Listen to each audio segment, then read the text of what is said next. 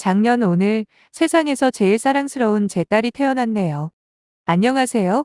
저는 38살 재혼 3년차 엄마예요. 딸아이 생일날 무슨 청승인지 갑자기 첫 번째 결혼 생활이 주마등처럼 지나가길래 여기다가 사연을 남겨봅니다. 제 나이를 보시면 좀 많죠? 네, 그래요. 저 노산이에요. 하지만 제 사정을 다 듣고 나시면 절대로 노산이라고 생각 안 하실걸요. 저와 전 남편은 초등학교 동창입니다. 아시는 분은 아시겠지만 예전에 아이러브 스쿨이라고 그 외 동창들 찾아주는 인터넷 사이트가 있거든요. 전 남편을 바로 거기에서 만났죠. 다들 성인이 돼서 만나니 참 신기하더라고요. 특히 전 남편은 초등학교 때도 인기가 엄청나게 많던 아이였어요. 키도 크고 인물도 훤칠하고 거기다 싸움도 잘하는데 공부까지 잘해서 유난히 튀는 아이로 기억하고 있거든요. 그러니 저는 전 남편이 제게 먼저 호감을 표시하던 날 정말 행복했습니다. 당시에 저는 30 초반이었는데 좀 규모 있는 커피숍을 운영하고 있었습니다. 무슨 돈이 있어서 30대 초반에 벌써 커피숍을 운영했냐고요? 이것도 사연이 길어요. 제게는 아빠, 엄마 그리고 남동생이 있었습니다. 아빠는 사업을 하시던 분이었고 엄마는 그냥 주부셨죠. 남동생은 그때 당시 대학생이었고요. 그런데 제가 26살 되던 해 저희는 경기도 쪽에 펜션을 예약해놓고 오랜만에 캠핑을 가기로 했었죠. 저는 회사에 밀린 일이 있어서 조금 늦게 혼자 출발한다고 해서 저 빼고 나머지 가족들은 먼저 출발을 했는데 교통사고가 난 겁니다. 맞은편의 포터가 중앙선을 넘어 아빠 차를 정면으로 받아버렸고 차는 박살이 나버렸는데 그 자리에서 아빠, 엄마, 남동생 모두 하늘나라로 가버린 거죠. 이 이야기는 진짜 처음 해봅니다. 전 남편한테도 이렇게까지 자세하게는 안 했거든요.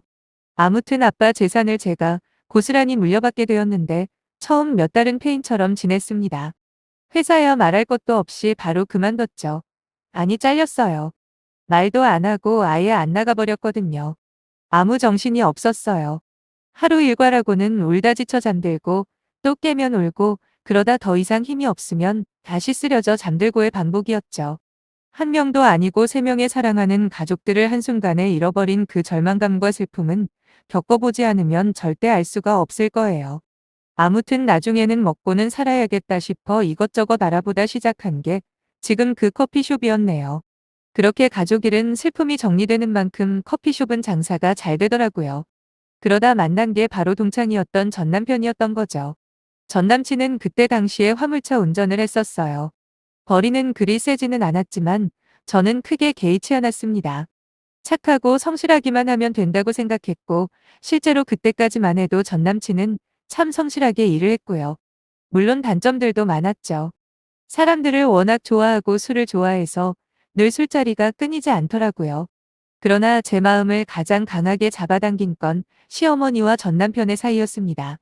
제가 운영하는 커피숍에서 한두 번 만나 뵌 게 전부였는데 전 남편과 시어머니가 정말 다정해 보이는 거예요.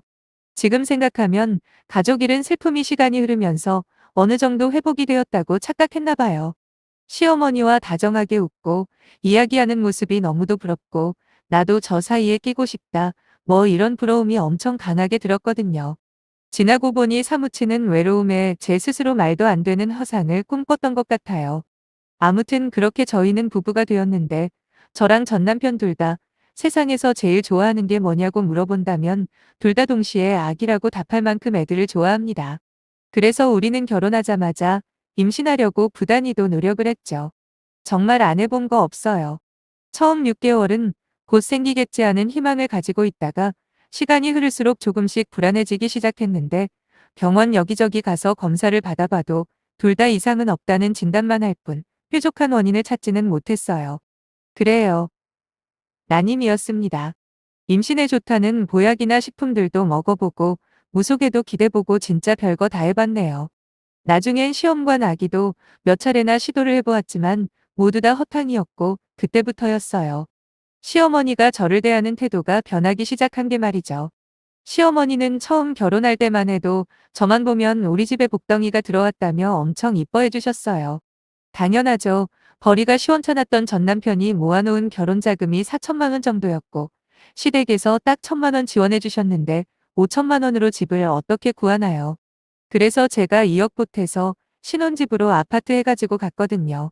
거기다 매달 30만 원씩 용돈도 드리고 옷이나 화장품 선물도 종종 해드리니 지금 생각해봐도 시어머니가 저를 이뻐할 만했다고 생각이 드네요.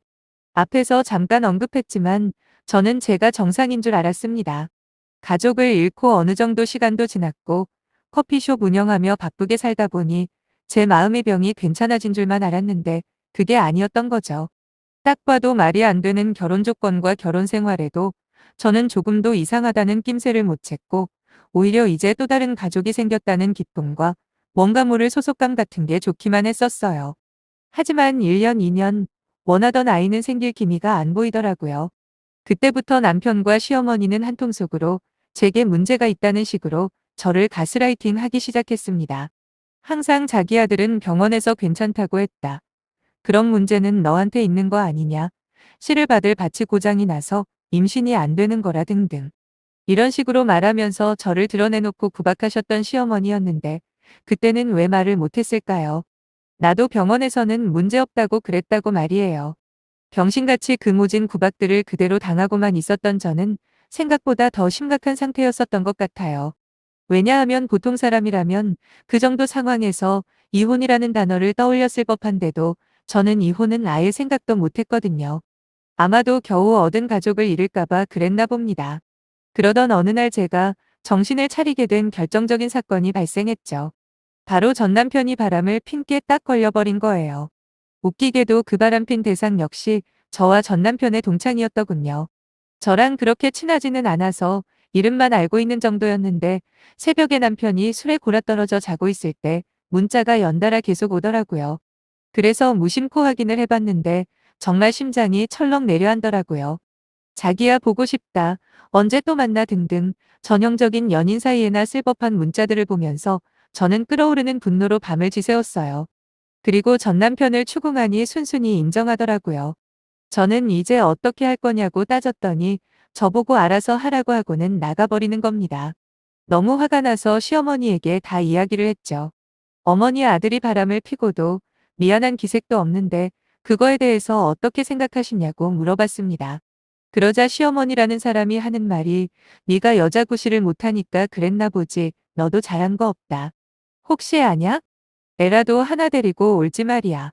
그럼 감사합니다 하고 키우면 되는 거 아니냐? 라는 말 같지도 않은 소리를 듣는 순간 그제서야 그동안 잃어버렸던 이성이라는 게 돌아오더라고요. 그래서 이혼했습니다. 정말 저를 얼마나 우습게 봤는지 제가 봤던 그 문자를 지우지도 않고 그대로 놔뒀더라고요. 덕분에 쉽게 이혼하긴 했지만 기분은 진짜 비참하더군요. 바람핀 걸 걸렸는데도 전혀 미안해하지도 않고 눈치도 안 보는 인간 같지도 않은 놈을 남편이라고 같이 살았던 제가요. 다행인지 불행인지 이혼하고 조금도 힘들지 않았습니다. 오히려 진짜 사는 게 이런 거구나 싶을 정도로 매일 행복한 나날들이었어요. 그렇게 2년 넘게 일만 하면서 살다가 지금의 남편을 만나 결혼을 하게 된 거예요. 참 아이러니하게도 지금의 남편과 시부모님은 정확하게 전 남편과 전 시어머니와 정반대인 사람들이에요. 무뚝뚝하지만 술도 안 마시고 뒤에서 묵묵히 챙겨주는 남편과 저를 있는 그대로 받아들여주는 인자하신 시어머니, 그리고 부담스러울 정도로 며느리 사랑을 표현하시는 오두방정 스타일의 시아버지까지 거기다 제게 찾아온 복은 그게 끝이 아니었습니다. 하늘에 있는 아빠 엄마 동생이 저리에 보내준 건지 작년 오늘 딸아이가 태어났거든요. 임신했다는 소식을 들었을 때 가장 먼저 든 생각은 당장이라도 전 남편과 그놈 어미를 찾아가 초음파 사진 보여주면서 똑똑히 보라고. 이제 누구한테 문제가 있었는지 두 눈 크게 뜨고 보라고 하고 싶을 정도였지만 그럴 필요가 없었다는 건 제가 임신하고 몇 주 후에 바로 알게 되었습니다. 동창 중에 한 명을 통해 들은 내용에 따르면 남편은 그때 바람피던 친구와 결국 결혼까지 하긴 했대요. 하지만 그런 인간들이 잘 살 턱이 있나요? 신혼 초부터 하루도 쉬지 않고 싸워대다가 사내만의 난리도 아니었는데 결국 그 여자가 바람을 피웠답니다. 그런데 바람을 피운 것도 모자라 아이까지 가졌다네요. 당연히 집안이 말 그대로 풍지박산이 났다는데 결국 두 번째 이혼을 한 전 남편 놈은 지금 일도 하는 둥 마는 둥 술만 마시면서 거의 폐인이 되었고 전 시어머니는 뭐 식당 일을 알아보고 있다는 말도 있고 이미 일을 하고 있다는 말도 있는데 그게 지금 뭐가 중요하겠어요. 확실한 건 세상 진리 중에 인과응보라는 게 존재한다는 사실을 저와 그 인간들이 증명했다는 거죠. 그냥 아무 생각 없이 시작한 글인데 쓰고 보니 제법 긴 내용이었던 것 같네요. 그 어떤 핑계 같은 건 안 되겠습니다. 어떤 이유에서건 제가 잘못된 선택을 한 것도 사실이고 거기서 벗어나는데 너무 오랜 시간이 걸린 것도 사실이니까요. 그나마 늦게라도 제대로 된 결정을 한 것만큼은 칭찬받고 싶네요. 이제 천사 같은 딸아이와 진정한 제 가족이 된 남편, 그리고 시부모님과 잘 살 겁니다. 누구 보란 듯이 행복하게 살기 위해 최선을 다할 거예요. 제 글을 읽으신 모든 분들 역시 건강하시고 행복한 일만 가득하시길 빕니다. 요즘 날씨가 갑자기 너무 추워졌더라고요. 건강보다 소중한 건 없다고 하잖아요.